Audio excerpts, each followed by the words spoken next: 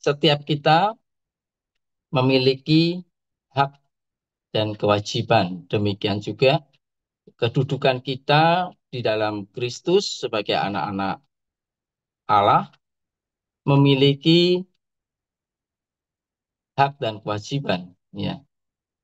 Kita tidak hanya memiliki hak istimewa sebagai identitas kita sebagai anak Allah, tetapi kita juga punya kewajiban yang harus kita penuhi ataupun yang harus kita kerjakan. Matius pasal 6 sampai dengan Matius pasal 7, Allah mengatur kewajiban-kewajiban yang harus kita penuhi, yang harus kita kerjakan sebagai anak Allah, anak-anak Tuhan. Matius 6 pasal yang pertama dikatakan, ingatlah, jangan kamu melakukan kewajiban agamamu di hadapan orang supaya dilihat mereka. Ya. Di sini mengandung satu unsur peringatan, ya, dikatakan ingatlah. Jadi setiap kita harus mengingat dan memperingatkan diri kita untuk kita melakukan kewajiban agama kita, kewajiban kita sebagai anak-anak Allah. Pasal 6 mengatur beberapa hal kewajiban-kewajiban yang harus kita lakukan, seperti pemberian sedekah, ya. Kemudian dalam hal mengumpulkan harta, dalam hal berpuasa, dalam hal pengampunan, dalam hal menghakimi, dan juga dalam hal berdoa. Ya.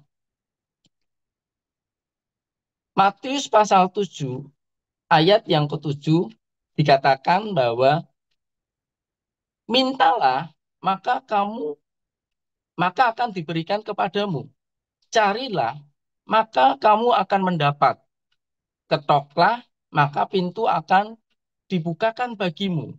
Karena setiap orang yang meminta dia akan menerima. Dan setiap orang yang mencari dia akan mendapat. Dan setiap orang yang mengetuk maka pintu akan dibukakan baginya. Ya. Di sini secara jelas bahwa Yesus berbicara, Yesus mengajar mengenai doa sebagai sebuah sarana yang ditentukan untuk memperoleh apa yang kita butuhkan ataupun apa yang kita harapkan. Jadi Yesus mengajar kepada kita bahwa berdoa itu adalah sebuah sarana, sebuah cara yang telah ditentukan oleh Allah untuk kita sebagai orang-orang percaya mendapatkan, memperoleh segala sesuatu yang kita butuhkan ataupun yang kita harapkan.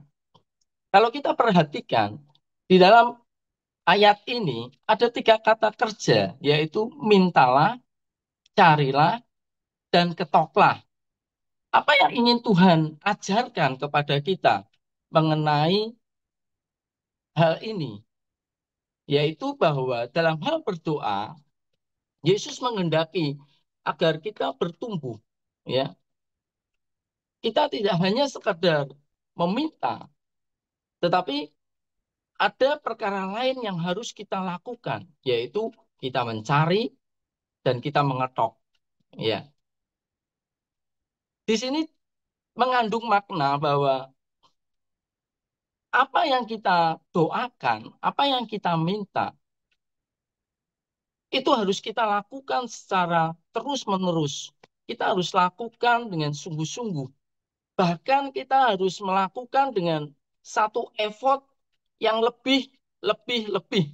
Jadi ada tahap-tahap di mana kita tidak lagi hanya sekedar meminta, ya, dalam doa-doa kita, tapi kita perlu untuk mencari, kita perlu untuk mengetok, ya. Di sini yang pertama dikatakan bahwa mintalah. Dalam hal berdoa, Allah menghendaki untuk kita menyerahkan diri kita kepada Tuhan dan berharap dengan iman bahwa Allah itu baik Bapak dan Ki. Ia akan memenuhi segala Ingat. kebutuhan kita. Bahwa Allah sanggup untuk menyediakan. persediaan-persediaan yang kita perlukan sesuai janjinya. Jadi yang pertama, kita bisa meminta di dalam kamar kita ketika kita berdoa, meminta segala sesuatu. Tapi Allah juga mau bahwa kita terus bergerak, kita terus bertumbuh. Bagaimana kita berdoa? Kita tidak hanya sekedar meminta, tetapi kita harus mencari. Ya, kalau kita meminta sesuatu, kita bisa saja berada pada posisi seperti ini, masuk di dalam kamar ataupun kita sedang duduk berdiri untuk meminta sesuatu kepada Tuhan. Tetapi kita perlu melakukan langkah selanjutnya, yaitu carilah. Ketika kita mencari, kita perlu bergerak. Ketika kita mencari, kita perlu untuk melangkahkan kaki kita. Jadi berdoa tidak hanya menjadi sebuah permintaan apa yang akan kita minta, tetapi kita perlu untuk mencari. Ya. Dalam kondisi seperti ini, kita sebagai orang-orang yang atau hamba-hamba Tuhan, kita tidak lagi meminta apa yang menjadi kebutuhan-kebutuhan kita. Artinya, kita tidak perlu lagi untuk mencari kehendak Tuhan. Kita tahu apa yang menjadi kehendak Tuhan. Kehendak Tuhan adalah bahwa semua orang diselamatkan. Allah tidak menghendaki manusia binasa. Oleh sebab itu, penting untuk kita mengerti bahwa kerinduan-kerinduan Allah adalah membawa jiwa-jiwa masuk di dalam rumahnya.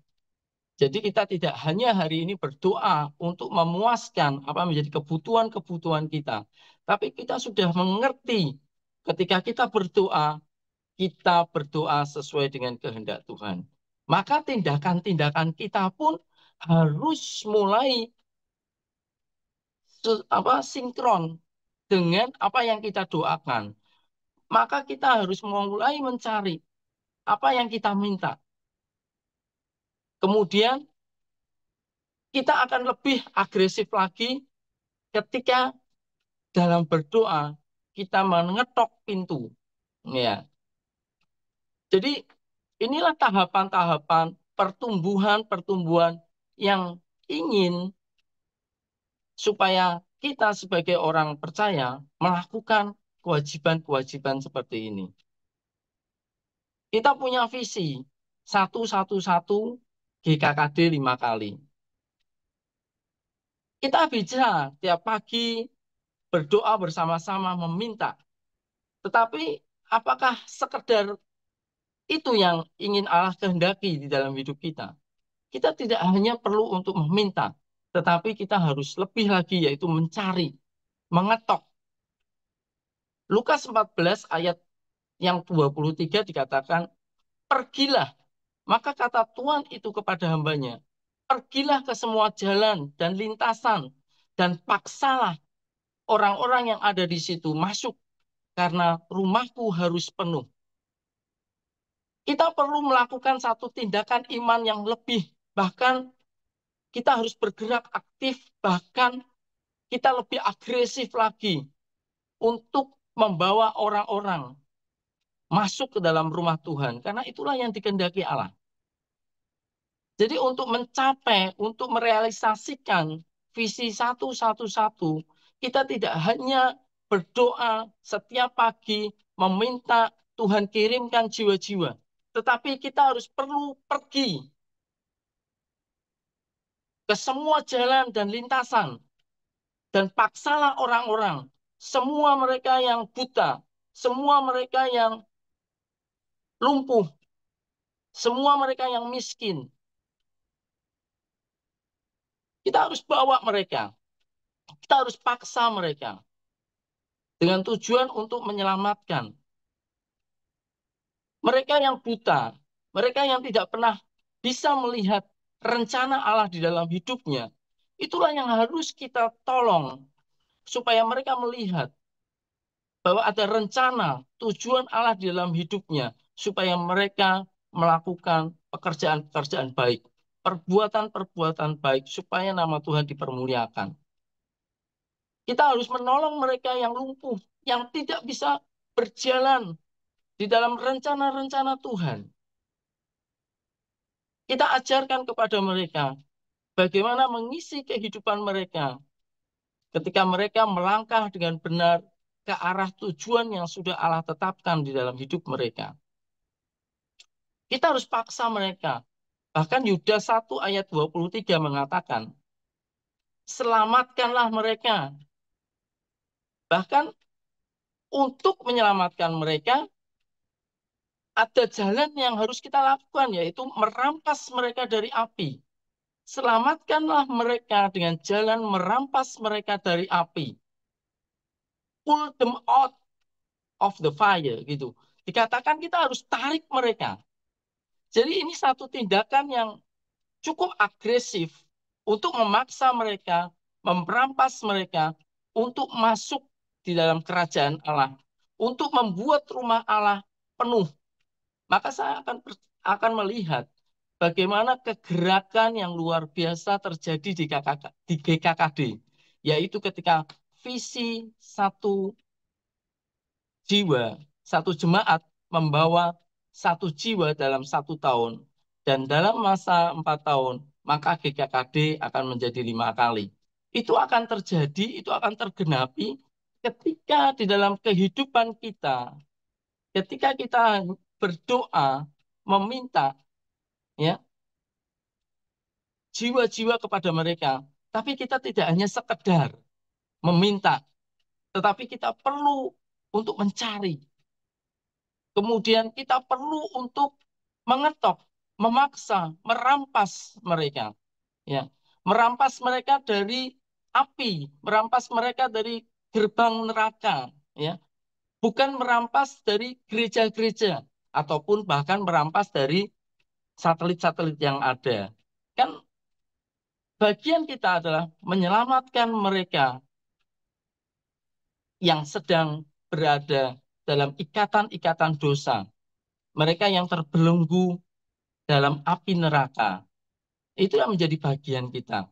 Maka ketika kita hari ini berdoa, ketika kita tahu bahwa berdoa adalah sarana yang ditentukan Allah untuk kita memperoleh jawaban-jawaban doa kita. Itu adalah mekanisme yang Allah kerjakan, mekanisme yang Allah tentukan. Sehingga bagian kita, mari melakukan kewajiban itu, yaitu ketika kita berdoa, kita juga akan mencari dan juga merampas, menarik mereka dari api untuk membawa mereka masuk di dalam rumah Tuhan, sehingga rumah Tuhan penuh, sehingga visi satu GKKD 5 kali itu akan tergenapi di dalam kehidupan kita. Dan kita akan melihat bagaimana rumah Tuhan menjadi rumah kesukaan. Kita perlu untuk menduduki kota-kota sunyi. Jadi mari kita sedikit agresif gitu ya, supaya visi ini semakin dekat, visi ini semakin nyata, visi ini menjadi uh, sesuatu yang Allah nyatakan, sehingga generasi kita inilah yang akan menjadi sebagai pelaku-pelaku sejarah untuk memenuhi rumah Tuhan. Mari Bapak Ibu, teruslah berdoa sungguh-sungguh dengan kontinuitas, ya, dengan ketekunan yang luar biasa.